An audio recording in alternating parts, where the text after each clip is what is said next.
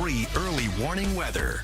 We have one day left in the month of January, and the month is set to be a pretty notable one with regard to history books for us here in the Hartford area. These records date back to 1905 with an average temperature so far of 36.8 degrees. It's going to be the third warmest January on record, with only 2.3 inches of snow, the 12th least snowy on record. And with regard to precipitation, that is some of that heavy rain, of course, that we had with the liquid equivalent of anything frozen, 5.81 inches. A tie for 10th wettest. Now, as we head forward in time, we are going to trend cooler. Tomorrow will not be anywhere as mild as today, but still more or less seasonable levels through the middle part of the week. As we head Friday into Saturday, we've got this Arctic blast that also includes a gusty wind, so it's a dangerous combination. The governor, of course, already setting up the severe cold weather protocols later this week.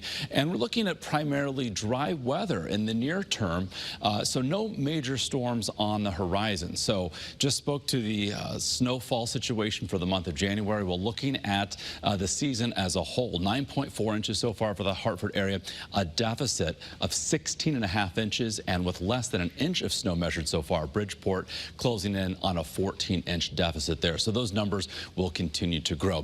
Things are quiet right now, looking live from Waterbury, where we have 40 degrees in the Brass City, dry from New London with a current temp of 34. In the northwestern part of the state, 35 right now. Salisbury, 38 Willimantic, 39 in Putnam. We've got 30s to near 40 also along the 95 corridor. So we've been tracking a broken line of scattered rain and snow showers in association with a cold front. They'll be pushing through southern New England. This is not the Arctic blast. That gets coming Friday into Saturday. Behind this cold front, trending a little bit cooler relative to, of course, where we started the week.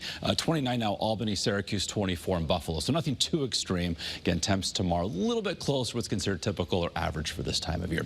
So on Futurecast, you can see the spotty nature of any precip as it moves through, given how mild it has been today, looking at perhaps just some wet roads for the Tuesday morning commute. Otherwise, a minimal impact. And morning clouds tomorrow give way to clearing, so we'll see plenty of sun through the course of our Tuesday afternoon, with highs tomorrow back in the mid and upper 30s, inland close to 40 with a northwesterly breeze for coastal communities. So this Arctic air that we've been tracking and talking about since late last week is going to be pivoting southward in our direction with this cold air, the coldest air that we've seen in at least a year.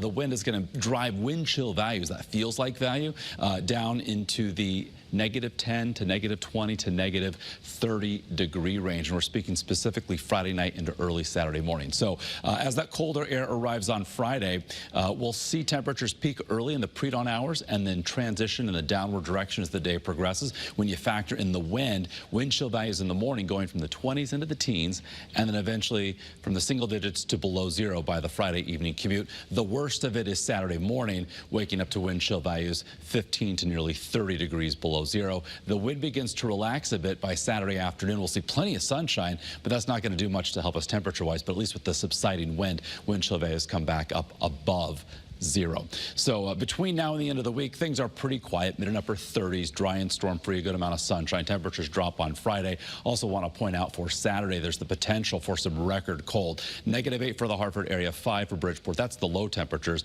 We also have in jeopardy the coldest high temperatures for the 4th of February. By Sunday, a nice rebound. So this is short-lived as temperatures peak back in the mid, perhaps upper 30s, with a chance for a late day rain or snow shower.